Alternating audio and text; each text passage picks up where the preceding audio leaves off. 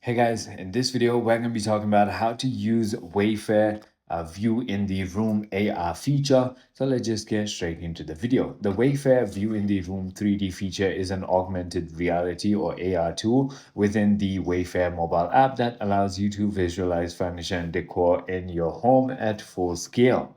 So in order to do, you'll need a couple of requirements. So a smartphone or a tablet running iOS, it should be iPhone 6s or newer, or a Android 8.0 Plus with AR core support. Then download the latest version of the Wayfair mobile application just like I have. And now simply go ahead and open a product that you want to go ahead and view in Room in 3D. And if you scroll down, you can actually go ahead and look for the option that says View in Room in 3D. It is normally found under the product image.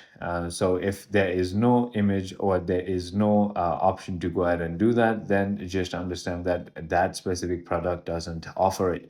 So if the product has it, then it's going to be shown exactly right below the product's image. So it is as simple as that. I hope this video clarifies everything for you. If you have further more queries, feel free to comment down below, and I'll see you on the next one.